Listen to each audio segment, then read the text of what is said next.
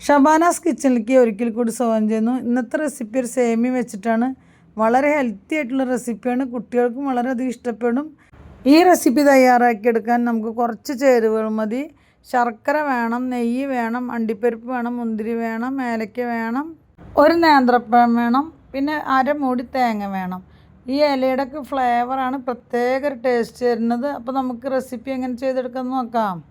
200 gram എന്നളവിൽ ഞാൻ roast സേമിയ എടുത്തിട്ടുണ്ട്. നമുക്കൊന്ന് വേവിച്ച് കോരിയെടുക്കണം.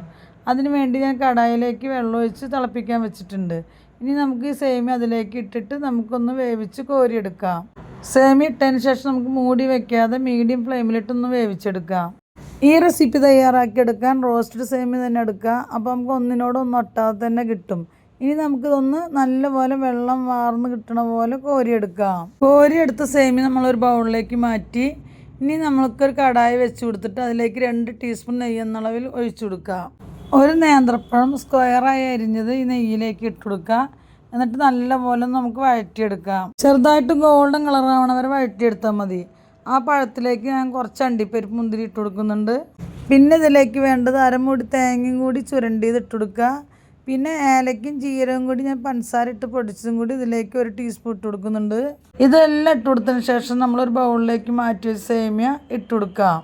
ഇനി ഇതിലേക്ക് മധുരത്തിനായിട്ട് ശർക്കരയാണ് വേണ്ടത്. അപ്പോൾ ഞാൻ ശർക്കരപ്പൊടിയാണ് എടുത്തിരിക്കുന്നത്. ശർക്കരപ്പൊടി എടുക്കുമ്പോൾ എപ്പോഴും ശ്രദ്ധിക്കുക, ഒട്ടും തന്നെ കല്ലില്ലാത്ത നല്ല ബ്രാൻഡ് നോക്കി എടുക്കുക. ശർക്കരപ്പൊടി നേരിട്ട് ചേർത്തി കൊടുക്കണമെന്നാണ് പറയുന്നത്. ഇല്ലെങ്കിൽ ശർക്കരപ്പാനി തിക്കായി കാച്ചിയതിന് ശേഷം അരിച്ചൊഴിക്കുക. ഇനി ഇതിലേക്ക് ഉപ്പ് ചേർത്തി കൊടുക്കണം. അതിന് വേണ്ടി ചെറിയൊരു ടീസ്പൂണിന് 1/2 ടീസ്പൂൺ ഉപ്പാണ് ഞാൻ എടുത്തിരിക്കുന്നത്. ഇല്ലെങ്കിൽ നിങ്ങൾ സേമിയ വേവിച്ചെടുക്കുന്ന സമയത്ത് ഉപ്പിട്ട് കൊടുത്താലും മതി. ഉപ്പിട്ട് കൊടുത്തതിന് ശേഷം 2-3 മിനിറ്റ് നല്ലപോലെ ഇളക്കി കൊടുക്കുക. വെള്ളത്തിൻ്റെ അംശം ഒട്ടും തന്നെ ഇല്ല. നല്ല ഡ്രൈ ആയിട്ടാണ് ഇരിക്കുന്നത്. റോസ്റ്റഡ് സേമിയ ആകുമ്പോൾ പ്രത്യേകിച്ചും ഒട്ടിപ്പിടിക്കാതെ തന്നെ നമുക്ക് കിട്ടും. ഇനി നല്ലൊരു ഫ്ലേവറിന് വേണ്ടിയിട്ട് ഞാൻ ഇതേപോലെ ഇഡ്ഡലി തട്ടിൻ്റെ മുകളിലേക്ക് ഒരു വാഴയില വെച്ച് കൊടുത്തിട്ടുണ്ട്. എന്നിട്ട് നമ്മുടെ സേമിയ കൂട്ട് ആ വാഴയിലയുടെ മുകളിലേക്ക് വെച്ച് കൊടുത്തിട്ടുണ്ട്. എന്നിട്ട് അതിൻ്റെ മുകളിലേക്ക് ഒരു വാഴയില വെച്ച് കൊടുക്കുക. 5 മിനിറ്റ് ഒന്ന് നമുക്ക് മൂടി വെച്ച് ആവി കയറ്റിയെടുക്കുക. ഈ വാഴയിലയുടെ ഫ്ലേവറിനൊക്കെ വേണ്ടിയിട്ടാണ്. പ്രത്യേക ഒരു മണമായിരിക്കും ഇങ്ങനെ ചെയ്യുമ്പോൾ. വാഴയില വെച്ച് ഇതേപോലെ സ്റ്റീം ചെയ്തെടുക്കണമെന്നും ഒട്ടും നിർബന്ധമില്ല. എല്ലാം തന്നെ കഴിക്കാൻ വളരെ ടേസ്റ്റി ആയിട്ടുള്ള റെസിപ്പിയാണ്.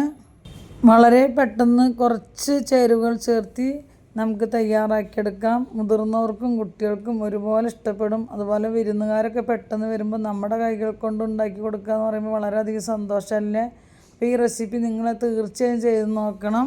ഈ വീഡിയോസ് നിങ്ങൾക്ക് ഉപകാരപ്രദമായെന്ന് തോന്നുന്നുണ്ടെങ്കിൽ സബ്സ്ക്രൈബ് ചെയ്യാനും ലൈക്ക് ചെയ്യാനും കമൻറ്റ് ചെയ്യാനും ഷെയർ ചെയ്യാനും മറക്കരുത്. പുതിയ വീഡിയോസുമായിട്ട് വരാം.